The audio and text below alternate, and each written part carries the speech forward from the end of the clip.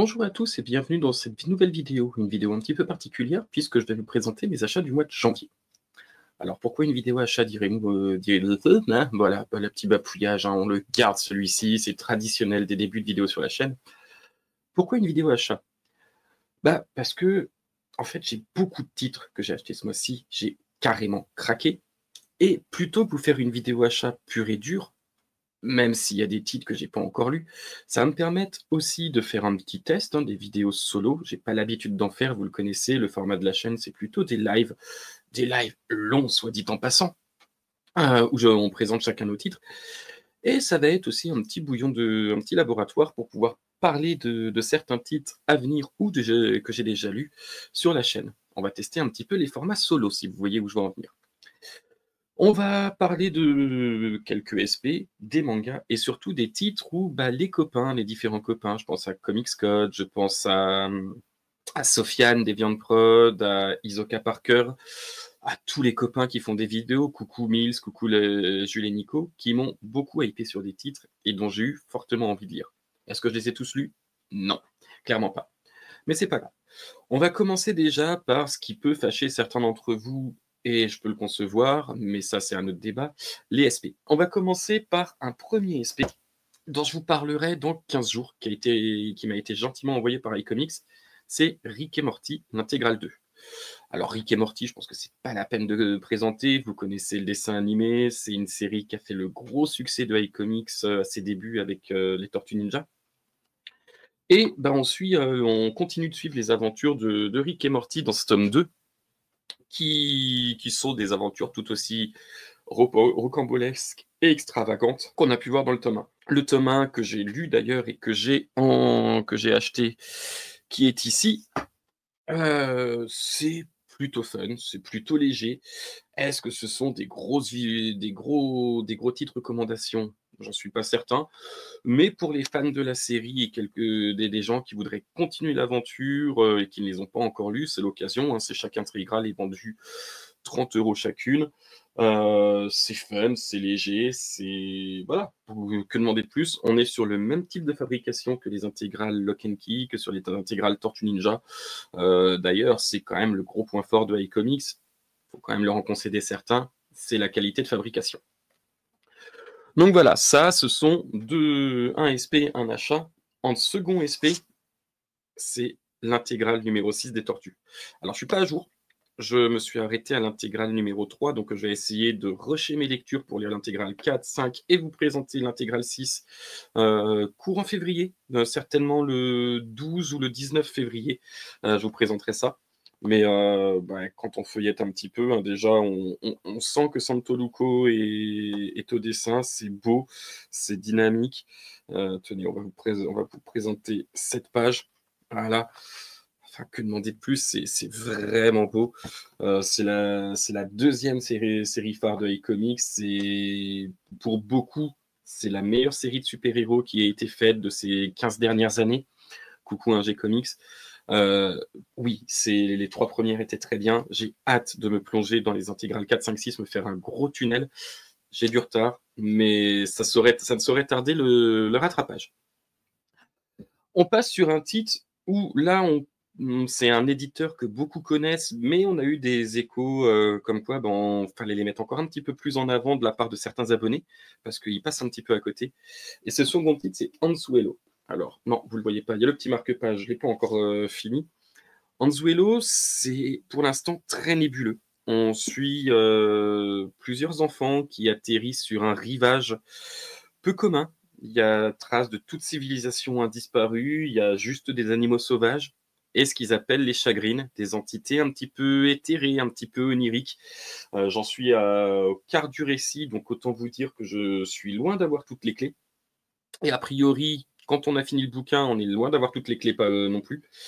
C'est Emma Rios au dessin et au scénario. Emma Rios qu'on a pu voir il y a une paire d'années déjà chez Marvel sur l'intégrale, pas du tout, le Season 1 Doctor Strange, qui avait été fait. Alors, les Season 1, la qualité des récits est certes très discutable, mais Emma Rios avait su tirer son épingle du jeu avec ce Season 1. Là, elle est sur un titre où elle est en totale liberté créative, et c'est plutôt pas mal déjà, les dessins, mais mon Dieu. Sofiane en avait parlé, c'est très beau. Effectivement, on est entre des dessins à l'encre de Chine et à l'aquarelle. J'essaierai de vous mettre quelques planches en incrustation un petit peu de meilleure qualité. Mais c'est vraiment très très beau. On suit des enfants, j'en parlerai un petit peu plus le 5 février, mais on suit des enfants qui doivent apprendre à survivre sur cette île un petit peu particulière où les enfants qui arrivent là peuvent s'incarner en différents animaux, ce qui va les aider à survivre. Là où j'en suis dans le récit, je ne peux pas vous en dire beaucoup plus, mais en tout cas, je prends clairement mon pied à la lecture. C'est poétique, c'est onirique, il y a un côté très nébuleux, mais qui n'est pas, qui n'est pas imbuvable. Franchement, j'ai hâte de le finir et de vous en parler parce que ça a l'air d'être encore un petit bijou, comme la plupart des bouquins chez les éditions 404. On est sur du très grand format. Hein. On est sur que vous compariez par exemple avec un Deluxe. Hop, on va essayer de le. Oui, bon, on cachera rien du tout, mais voilà, comparé à un Deluxe, vous voyez que on est sur un bouquin qui est de taille absolument pas comparable.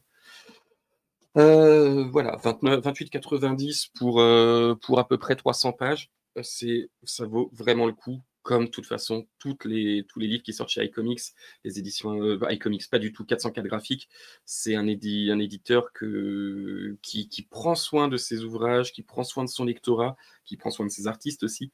Donc voilà, je recommande fortement Ansu Hello. On va passer du côté de chez Marvel maintenant avec ce Deluxe qui est sorti mercredi 28-29 janvier, je ne sais plus, les épisodes tant attendus de Ryan North. Alors j'avais lu le premier arc en VO, on reprend là où le slot s'en est allé sur le titre. D'aucuns diront, c'est mieux, qu'il était temps qu'il s'en aille du titre. Ces 4 premiers épisodes que j'avais lus en VO m'avaient fait dire non, je vais attendre une version compilée parce que c'est vraiment très très bien. Les 4 premiers épisodes vont s'attarder à c'est dur à dire ça aussi, recontextualiser l'équipe. Chaque membre vivant ses aventures un petit peu en solo. On va avoir un premier épisode qui va se focaliser sur Shu et Susan Richards et Reed Richards, un autre sur Johnny Storm, un autre sur Ben Grimm et Alicia Masters. Ça a une vibe un petit peu Mark Waid dans le style, qui se focalise vraiment sur la famille. Encore une fois, il faut que j'en lise un petit peu plus pour vous en dire beaucoup plus sur le titre. Mais ce que j'avais vu, c'était vraiment très sympa. Et les dessins d'Iban Coelho, mais c'est de toute beauté. Hein. Alors, encore une fois, non, je vous mettrai les incrustations, ce sera beaucoup mieux. Mais Iban Coelho fait vraiment des merveilles. On a des titres vraiment, enfin, une équipe vraiment, vraiment iconique. Quelques libertés avec Johnny qui sont très, très fun. Et de ce que j'avais lu, j'ai très, très hâte de voir l'équipe interagir ensemble. Un nouveau gros morceau chez Marvel, et là, je crois que tous les influenceurs influençables que l'on est, on peut remercier énormément les rubriques de G pour avoir fait du lobbying très très fort sur ce titre. C'est l'omnibus Immortal Hulk. Alors là encore, j'en ai lu qu'une partie, mais on est sur quelque chose de très dense. On sort du récit super-héroïque pur, on est plutôt sur un récit de body horror, un petit côté film des années 80 aussi dans la façon de narrer les choses. Il y a quelque chose de surprenant d'ailleurs pour cette récit d'Ali Wing, c'est que Bruce Banner vit le jour, Hulk vit la nuit. Et systématiquement, le changement s'opère à la tombée de la nuit. Bruce Banner va vivre plutôt dans la misère, presque comme un SDF, à devoir voler des vêtements, devoir voler de la nourriture, tandis que Hulk va rester Hulk, tout en ayant une conscience un petit peu plus développée, une intelligence un peu plus développée, et s'en prendre aux renégats de la société, à la lie de la société plutôt, et vivre ses aventures. Là où je m'en suis arrêté, on est sur des épisodes de Defenders où on retrouve le génie d'Ali Wing sur la série Defenders et Defenders Beyond, si je dis pas de bêtises, qu'on avait chroniqué grâce à Isoka et qui était dans notre top 10, grâce à Hadas, pardon, et qui était dans notre top 10 à Isoka, Hadas et moi, pour une série de très très grande qualité. Ces épisodes, on reste sur de la cosmogonie, on reste sur de l'étude de l'étude de la cosmogonie Marvel, des entités Marvel, des entités un petit peu oubliées d'ailleurs. C'est vraiment appréciable. Un épisode un petit peu fun aussi, qui revient sur une façon très Usual Suspect de raconter une histoire où il y a des personnages qui sont soumis aux radiations gamma et aux transformations que peuvent subir Bruce Banner vont avoir une mésaventure et on va suivre les différents témoignages avec des différents points de vue, des différentes visions de choses qui est plutôt fun. Ça peut surprendre parce que le style change, le style graphique change à chaque protagoniste qui va raconter l'histoire. Mais c'est vraiment très, très, très bien. Je comprends qu'il y a eu du lobbying qui a été fait. Alors, encore une fois, hein, le petit marque-page, vous voyez, j'en suis allé au tiers plus qu'au quart. Mais c'est vraiment une lecture que je recommande fortement aussi. Alors, 70 euros. Estimez-vous heureux. Aux États-Unis, c'était. Alors, ça reviendra à peu près au même en France, hein, de toute façon, mais aux États-Unis, c'était un seul omnibus pour 150 $. Là, vous aurez 150 ou 125. Je revérifierai et j'incrusterai le vrai prix dans la vidéo. En France, on aura 2 omnibus de 70 euros, plus maniables. Certes, on va peut-être faut passer 2 fois à la caisse, mais c'est vraiment un incontournable et je comprends qu'il y ait eu tant de recommandations de ce titre. Pour les esprits chagrins, pardon, qui pourraient, ou esprits chagrins justifiés ou non d'ailleurs, qui se plaignaient sur les éditions 100% de ne pas avoir les inserts sur les fins d'épisodes des titres de chansons, des citations ou autres. Dans cet omnibus, Panini a rectifié le tir et ces titres sont présents. On reste sur des omnibus et ceux qui me suivent depuis très longtemps connaissent ma passion pour ce personnage. C'est le personnage de Green Lantern. Omnibus, Green Arrow, Green Lantern. Oui, un petit bump de ma faute quand j'ai déballé le colis. On suit tous les épisodes qui sont déjà présents dans le Urban Deluxe, DC Deluxe, je crois, la collection qui avait sorti Urban. On avait des épisodes, que je vous dise pas de bêtises, 76 à 87 de la série Green Lantern, scénarisée par Dennis O'Neil et dessinée par Neil Adams. J'allais faire la confusion.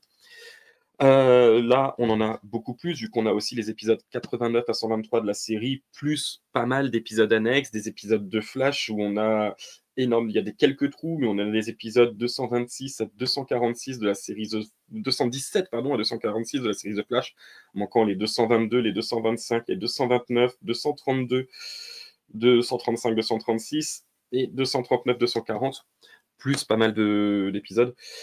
On est sur la période année pré-Crisis on Infinite Earths, on finit en 1979. Et on a tout ce road trip, plus pas mal d'épisodes annexes, comme je vous le disais, les épisodes de Flash où le personnage apparaît.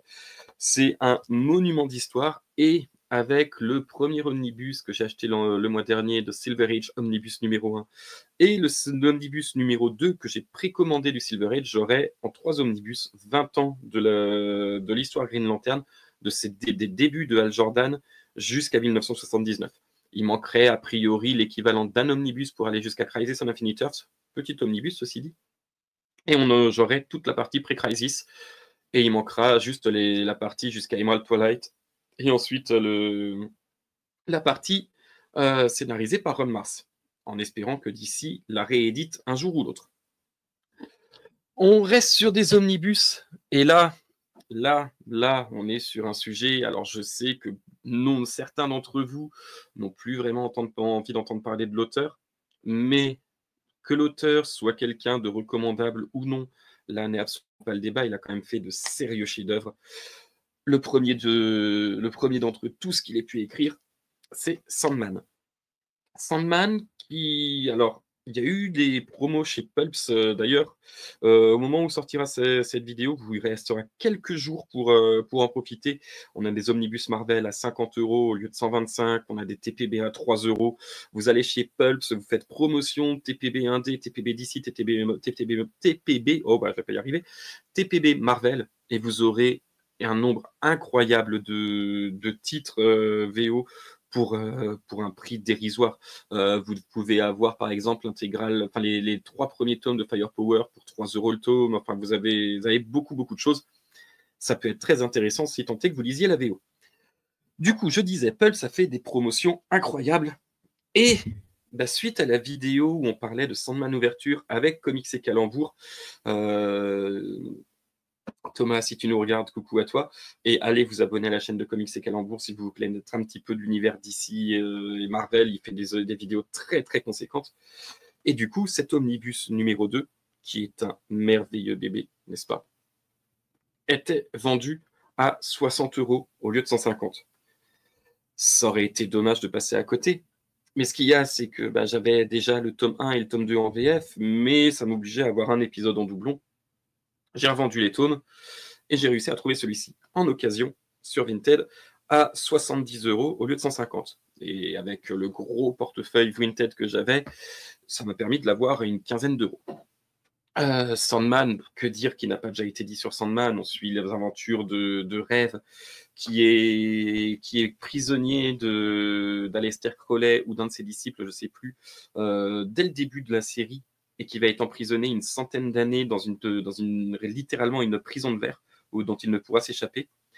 Aleister Crowley voulant capturer la mort pour ramper, pour ne pas pouvoir mourir, il capture Rêve, et au fur et à mesure, les artefacts de Rêve vont être vendus, comme son sac de sable et son masque, et ça va être prétexte dans les années, à notre époque, de pouvoir se focaliser sur notre époque, il y a 40 ans maintenant, 30 ans, sur la quête de son sac de sable et de son masque, tout en rencontrant les personnages qui gravitaient autour de lui, connaître son environnement. C'est un univers tentaculaire, c'est un univers merveilleusement bien écrit. C'est un chef-d'œuvre des comics. C'est l'époque où les auteurs anglais avaient le vent en poupe chez DC Comics. C'est les périodes où ont été révélés Neil Gaiman, forcément, mais Grant Morrison, il y a eu toute la vague anglaise des auteurs de comics, dont j'en oublie énormément et désolé pour eux, qui ont été révélés chez DC. Et on est sur une série incroyable. Comics et Calembour en parle beaucoup sur sa chaîne. Il a parlé de Sandman Ouverture d'une très belle façon dans l'épisode numéro 42, si je ne dis pas de bêtises, ou 43, d'Encre de Bulle. Donc clairement, allez jeter un coup d'œil à cette vidéo. Vous avez les timecodes de toute façon dans la description de chaque vidéo d'Encre de Bulle. Et allez jeter un œil à ces vidéos. En restant chez DC, du coup, forcément, à force de parler avec des gens qui ont lu Hellblazer, coucou Schizophile, coucou Comics et Calembour, coucou beaucoup de monde, il y avait le Nomade qui était sorti il y a quelques temps. Voilà, il est là. Alors, il n'est pas encore lu, c'est le Nomade de Garth Ennis et de William Simpson.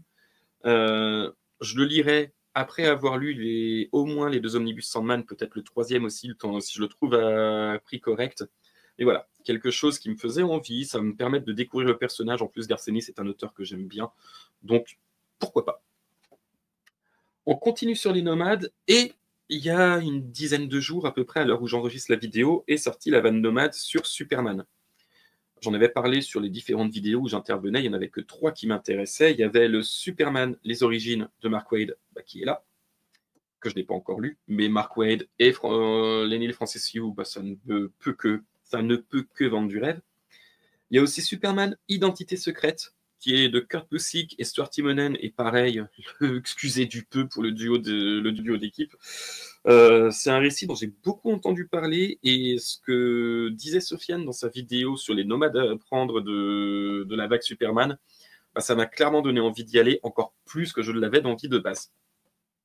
Et enfin, un titre qui était sorti dans la collection Urban Kids, qui était sorti peut-être 10 centimes plus cher lors de sa précédente édition, Superman écrase le clan. Un récit plutôt un petit peu plus grand public. Je ne saurais pas vous en dire beaucoup plus. C'est Jane Wan Yang, désolé pour la prononciation, qui scénarise et qui a fait notamment le Green Lantern Legacy, si je ne dis pas de bêtises. Donc voilà, une lecture fraîche, mais qui n'est pas dénuée d'intérêt et de sens de tous ceux qui l'ont lu. Donc je suis très très curieux de me pencher dessus. En restant chez les Big Two, parce que je crois qu'il y a un titre dont j'ai oublié de parler, mon amour ne va pas qu'à Green Lantern sur les licences des Big Two, ça va aussi chez les X-Men. Et à l'heure actuelle, depuis que Panini a repris de façon un petit peu plus intensive la vague de réédition, il y avait un inédit qui me manquait, c'était l'intégrale 84-85. Cette intégrale, j'ai trouvé pour une vingtaine d'euros en occasion dans un magasin parisien, donc pourquoi pas. De toute façon, j'avais de l'argent à dépenser, peut-être beaucoup trop, diront certains. Donc, j'y suis allé. Du côté de l'indé, alors on va partir sur de la VO déjà. Star Trek est une franchise que j'adore. Alors, quand c'est scénarisé par Colin Kelly et Jackson Lanzing, je ne peux que y aller. C'est Star Trek Year 5. Star Trek, ça reprend la suite de la série originale des années 60. Alors, sachant qu'il y a 3 saisons de la série originale des années 60, plus une série animée qui fait office de 4e saison, donc de 4e année de voyage de l'Enterprise qui était prévu pour un voyage de 5 ans. On a, à part des fan films ou des fan séries sur YouTube qui doivent être encore trouvables, on n'avait jamais rien eu d'officiel sur cette 5e année d'exploration du cosmos par l'équipe du SS Enterprise. C'est fait avec ces Year 5. Là, c'est les tomes 3 et 4, les 2 derniers de la série. C'est plutôt sympa, c'est très beau. Alors, c'est très beau si on aime le style. Moi, je suis archi fan de ce style un petit peu cartoony réaliste. Donc voilà, c'est très bien. Et puis, Jackson Lanzing et Colin Kelly sont des amoureux de la franchise. C'est eux qui scénarisent depuis 2 ans et demi, 3 ans maintenant la série principale. Ils la scénarisent d'une merveilleuse façon avec un renfort par Christopher Cantwell sur la série Star Trek Defiant. Et c'est génial. Si vous avez aimé les séries Star Trek, quelles qu'elles soient, celles des années 60, celles des années 80-90, foncez si vous êtes à l'aise en anglais, si vous avez quand même des bases relativement solides, parce que les premiers épisodes font appel à pas mal de connaissances de la continuité Star Trek, mais c'est un régal pour les yeux. On reste sur de l'indé, et là c'est un titre dont Sofiane a parlé dans le dernier épisode d'Encre de Bulle, et il a réussi à me le vendre. De toute façon, j'avais envie d'y aller, donc le voilà. Je l'avais acheté aujourd'hui, donc je ne pourrais pas en dire beaucoup plus pour le moment, mais j'ai très très hâte de le lire. Un autre titre dont on a parlé dans Encre de Bulle, je vous renvoie à l'épisode 41 ou 42, c'est Beneath the Trees Where Nobody Sees. Alors pour un résumé rapide, Samantha est une maman, une ours célibataire qui vit dans une petite ville paisible des États-Unis. Et elle aime bien sa petite routine, elle est propriétaire d'un magasin de bricolage, elle aide tous ses concitoyens, c'est une ours très gentille, mais vous le voyez à la couverture. Elle cache un lourd secret, c'est une tueuse en série. Mais comme elle aime sa bourgade, elle ne veut pas tuer dans sa bourgade.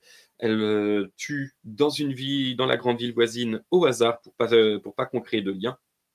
Et tout se passe bien pendant une 20aine d'années, jusqu'au jour où on découvre un mort dans son village. Et là, toute une enquête va se passer. C'est sorti chez Ankama, c'est à 19,95 €. C'est une très belle fabrication, dos toilé, un petit signet qui est ici. Des illustrations que moi j'aime beaucoup, qui n'est pas forcément ultra dynamique, mais qui joue énormément sur les expressions du visage. Et c'est vraiment, vraiment très, très bien. C'est Patrick Horvat au scénario et au dessin. Et pour ceux qui se posent la question, oui, c'est un récit complet. Oui, il y aura des suites qui seront aussi bien des suites que des préquels. Le préquel ce tome se passe dans les années 80. Le préquel qui est en cours d'écriture ou qui est déjà écrit, je ne sais plus, aux États-Unis, se passe dans les années 60, et la suite se passera dans les années 90. C'est un petit bijou sorti chez Ankama, et pour le prix, vous auriez tort de vous en priver. On continue avec une série dont on a déjà parlé, dont on parlera à nouveau mercredi sur la chaîne avec Léna. C'est Dark Knight tome 3, donc j'en dis pas beaucoup plus. Là, je vous renvoie à l'épisode de mercredi qui sera en live, on en parlera ensemble. Mais voilà, Joshua Williamson, Andrei Bressan, c'est du tout bon. On en parlera plus. Chez Urban, alors, je suis faible. Je suis très, très faible. Parce qu'on en avait déjà parlé il y a quelques années, comme quoi c'était bien. Puis, on a fait l'émission avec Isoka. Il en a souvent parlé de cette série. On parle très souvent de ce dessinateur devenu scénariste et qui a pété un gros câble il y a quelques années quand il a écrit I Hate Fairyland. Alors, j'ai commencé l'intégrale 1, j'ai lu 2 épisodes, je me suis bidonné, c'est génial. Gertrude est une petite fille qui n'est plus si petite au final, absolument délicieuse de cinglerie. Elle est cinglée, elle est complètement barrée. Ceci dit, on vivrait ce qu'elle a vécu, je comprends complètement. Et du coup, j'ai lu les 2 premiers épisodes, j'ai adoré, donc j'ai pris la 2e intégrale pour me faire un tunnel de cette première série, vu que je sais qu'il y en a d'autres qui s'appellent Fluff Fairyland qui sont en cours de publication. C'est fun, c'est barré, allez-y, c'est du tout bon. Là, un titre où, bah, je me rends compte que Comics Code et moi avons beaucoup de goûts en commun et depuis le temps qu'il me vend cette série, j'avais envie d'y aller. Alors, je vais pas commencer par le bouquin qui est sorti aujourd'hui, dans certaines libres qui est sorti aujourd'hui tout simplement, qui est, je sais plus comment il s'appelle, La jeune fille et Sarah ou quelque chose comme ça. On parle de Brian Talbot avec Granville. Granville, on suit une enquête policière dans un Paris. Allez, on n'est pas loin du steampunk dans la façon de faire. En tout cas, on se passe au milieu, fin du 19e siècle. On est sur un récit où ce sont des animaux anthropomorphisés. Et bah, j'ai lu que quelques épisodes, c'est mené tambour battant. Ça me rappelle un petit peu moi Renard avec un T, un dessin animé des années 80-90, dont les plus vieux se rappelleront. À voir si je me trompe. En tout cas, belle édition. Delirium, de toute façon, sont coutumiers du fait. Ils font toujours de très belles éditions à pas très cher pour la qualité. On est sur un format franco-belge et ne vous fiez pas à la couverture. Hein, les dessins sont bien plus travaillés que ce qu'on peut voir dans la couverture. Je vous avais déjà montré une planche, en voici une autre. On va en prendre une au hasard. Voilà. C'est très bien. C'est a priori de ce que j'ai lu, j'ai lu 2 pages, j'ai été happé, donc je vous dire que c'est très bien. C'est peut-être un peu prématuré, mais en tout cas, ça donne vraiment envie de lire la suite. Avant-dernier tome de cette dernier tome comics de cette longue liste d'achats. Et là, c'est Néo que je ne remercie pas. On en a parlé plusieurs fois, lui et moi. Il le sait qu'à cause de lui, j'ai été sur cette série, que j'ai adoré le premier tome. Le troisième est sorti en fin d'année dernière. Black Science, le tome 3, l'intégrale 3. J'ai adoré le premier tome, j'ai pas encore lu le deuxième. Du coup, ce sera l'occasion de lire le 2 et 3 dans la foulée. C'est sorti chez Urban Comics au prix de 40 €. C'est du très bon Rick Remender, c'est de l'excellent Matteo Scalera. C'est une très belle exploitation de ce que peut être un multivers dans un univers qui n'est pas ultra connecté et qui ne sait plus quoi faire de son multivers. Coucou Marvel. Génial. Voilà, la première intégrale, c'est génial. Rien à dire de plus. Autre tome où j'ai été faible, et là qui parle à une deuxième passion que j'ai, c'est la cuisine et la cuisine de terroir. Et là, je ne remercie absolument pas Mills, c'est sa vidéo de la cave du Mills où il en parle. C'est Ulysse Cyrano. Ulysse Cyrano, voilà, je vous renvoie à la vidéo de la cave du Mills où il en parle, mais c'est l'histoire d'un vieux cuisinier qui est coiffé au poteau par son second de cuisine sur un concours de cuisine, qui est dégoûté et qui raccroche les casseroles. Et un jeune homme va arriver dans son petit village de Bourgogne. Il est passionné par la cuisine alors qu'il n'est pas du métier, qu'il n'est même pas promis à ce métier. Et ça va raconter l'histoire de ces deux personnes. Ça va raconter l'histoire de la cuisine de terroir, la cuisine de maman, la cuisine de mamie, préparée avec amour. Voilà, c'est ce que Mills en a dit. Pour résumer, c'est quelque chose qui me touche profondément. J'aime énormément manger, j'aime bien manger. Ça ne se voit pas forcément à la caméra, mais c'est quand même là. Donc voilà, hâte de me mettre dessus. C'est sorti chez Casterman, c'est sorti alors au prix de 34,90 €. Mais vous voyez la différence entre Black Science en grand format urbain et en me reculant un peu le Ulysse Serrano, c'est relativement justifié. Ça, c'était pour les comics et le franco-belge. Mais depuis peu, à cause d'une petite chaîne dont vous avez peut-être entendu parler si vous nous suivez un petit peu tous, ça s'appelle Manga Saucisse, je me suis remis au manga. Et première chose que j'ai trouvée, alors il ne m'en manque qu'un, et c'est compliqué à trouver parce que la série est en arrêt de parution chez son éditeur, c'est Devil. Alors j'ai chopé les 14 tomes pour à peu près 20-25 € en occasion, peut-être une trentaine maximum en tout cas. Ça raconte l'histoire d'un ange et d'un démon qui se battent pour la 101e fois. Le combat est compliqué, dur, violent. Ils tombent sur Terre aux portes de la mort et la seule solution qu'ils ont pour pouvoir survivre, c'est de s'incarner dans des êtres humains. Manque de bol pour eux, ils vont s'incarner dans le corps de jumeaux. L'ange, forcément, dans cette fratrie, il y a plutôt un caïd et plutôt un geek intello, mais absolument pas physique. L'ange, forcément, va s'incarner dans la peau du caïd, le démon dans la peau de l'intello.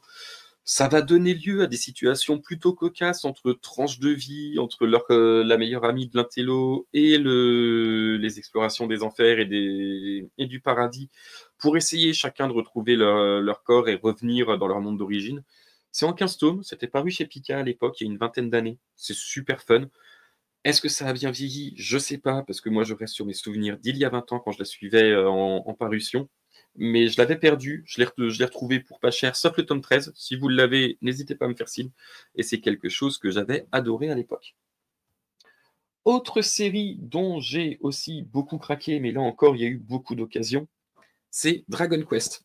Et ce coup-ci, c'est Old Geek que je remercie pour la recommandation. Oui, je vous ai dit, hein, je suis faible et influençable.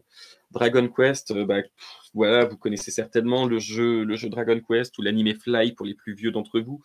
On suit Dai, du coup, qui est un jeune garçon qui rêve de devenir un héros, mais plutôt un guerrier, alors que son grand-père, qui est une créature maléfique, mais qui a perdu toute aura maléfique depuis la chute du mal il y a quelque temps, veut à tout prix qu'il soit magicien.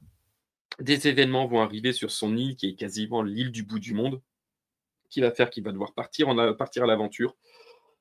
C'est très, très inspiré de Toriyama. Forcément, il a participé au chara design et il me semble, si je dis pas de bêtises, à la scénarisation du premier jeu vidéo. C'est plutôt fun. J'aime énormément les mangas des années 80, 90. Je retrouve toute l'essence de ce que j'avais aimé. On retrouve un côté Dragon Ball, peut-être un petit peu plus, peut-être pas forcément plus épique, mais un poil plus mature que les épisodes de Dragon Ball à l'époque où Goku est enfant. Donc voilà, belle recommandation aussi. Pour l'instant, c'est en 11 tomes chez Delcourt. On attend que la suite arrive et on sait qu'ils ne sont pas très rapides à publier la suite des aventures de Dai chez Delcourt Tonkam. Mais cependant, vous avez pas mal de spin-off. Autre lecture, et je sais que certains vont me juger, du Furio avec les tomes 13 et 14 de Tokyo Revengers. Tokyo Revengers, voilà, c'est du Furio, ça suit des jeunes loupards, jeunes caïds dans leurs aventures, mais avec un côté shonen et pouvoir de l'amitié. C'est pas la série du siècle, mais c'est une série que j'arrive à apprécier énormément. On suit ce jeune garçon dont j'ai Takemichi, qui se fait surnommer Takemichu par ses camarades, qui est un homme de notre époque, des années 2015-2020, qui, par un malencontreux coup du sort, se retrouve projeté 20 ans en arrière à l'époque où il était collégien, et il va devoir essayer de sauver son avenir à travers ses voyages dans le temps et d'essayer de se rabibocher avec ses anciens camarades de jeu, de baston plutôt. Voilà, c'est plutôt bien écrit. J'étais loin de penser que j'allais aimer un manga où des gens passent leur temps à se taper dessus pour absolument pas grand-chose. Et finalement, c'est assez bien écrit pour que j'ai envie de lire la suite. Et on arrive à la fin de cette vidéo achat avec 4 mangas, 2 séries qui m'ont été recommandés par Lecture d'un vieil otaku. Je vous mettrai les liens en description de tous ceux dont j'ai cité. Les Lectures d'un vieil otaku sur Instagram m'a parlé beaucoup de ce manga et d'un autre. C'est d'abord L'habitant de l'infini. Avec la bonne couverture, ce sera mieux. Le tome 1, où on suit un samouraï qui ne peut pas mourir et qui, pour retrouver sa mortalité, doit expier ses fautes en tuant plusieurs personnes dictées par un démon pour qu'il puisse enfin mourir et accéder au repos. Ça a l'air plutôt sympa. Le dessin, moi, me plaît énormément. Voilà, vous avez un petit peu ce à quoi ça ressemble. Hop, on va ouvrir un petit peu plus loin. J'ai pas encore lu. J'attends d'avoir du temps devant moi, d'être un petit peu posé pour le lire, mais je sais que déjà ce tome 1 est prévu pour très bientôt. Et je suis plutôt très amoureux de SF. Ce manga m'a été souvent mis dans les recos quand je voulais relire du manga dans les seinen SF. C'est Eden, où j'ai chopé aussi les 3 premiers tomes pour pas très cher en occasion chez Gibert. D'ailleurs, vous le voyez, il y a encore le petit sticker qui est ici. Pour le 3e tome. Pareil, Eden, j'ai pas lu de ce que je vais vous lire la 4e de couverture du 1er tome. La Terre dans un futur proche. Un terrible virus d'origine inconnue a décimé 15% de la population mondiale, bouleversant l'ordre mondial. Isolés du monde extérieur, Anna et Enoa, 2 adolescents immunisés, cherchent à créer leur propre Eden. Mais ils croisent bientôt la route d'individus prêts à tout pour assouvir leur soif de vengeance, de pouvoir, et se retrouvent entraînés malgré eux dans le chaos auquel ils tentaient d'échapper. Bah voilà, hein, du post-apo, des enfants qui rêvent d'un monde meilleur, un côté très, très SF. Puis il n'en faudrait pas plus pour me hyper. C'est de Hiroki Endo, que je ne connais absolument pas. C'est édité chez Panini Manga et j'ai réussi à avoir les bouquins pour à peu près une douzaine d'euros. Voilà, c'est tout pour cette vidéo achat, la première de la chaîne, qui inaugure pas mal de formats solo à l'avenir. N'hésitez pas à me dire si déjà nous avons des lectures communes, des recommandations à me faire. N'hésitez pas à liker si vous avez aimé cette vidéo, à partager, à commenter surtout, hein, j'aime beaucoup pouvoir échanger avec vous. Avant tout, ces vidéos achats ne sont pas là pour dire: «Oh, regardez, tout ce que j'ai acheté», même si là, il y a vraiment eu du craquage, mais pour pouvoir partager avec vous, avoir des recommandations, pouvoir vous recommander des titres. Ces vidéos sont faites pour le partage avant tout, donc voilà, n'hésitez pas. N'hésitez pas à vous abonner à la chaîne des copains, donc Isoka Parker, la cave du 1005G, les rubriques de G, le néophyte des comics, enfin je vous mettrai les liens de tous les copains en description. Vous abonnez à Manga Saucisse, hein, on va parler certainement d'un de ces titres très prochainement. Peut-être faire un live, je sais pas encore, on va voir ça. Moi, je sais que je serai là avec vous pour en parler le 22 février. 22 février, une vidéo solo. Est-ce qu'on refait un 3 mangas en 15 minutes? Est-ce qu'on fait un live avec des copains? Je sais pas encore. Je vais voir qui peut être disponible. Mais voilà. En attendant, bah, comme je vous le disais, n'hésitez pas à liker, partager. On se retrouve très bientôt. Et puis, bonne soirée. Ciao, ciao.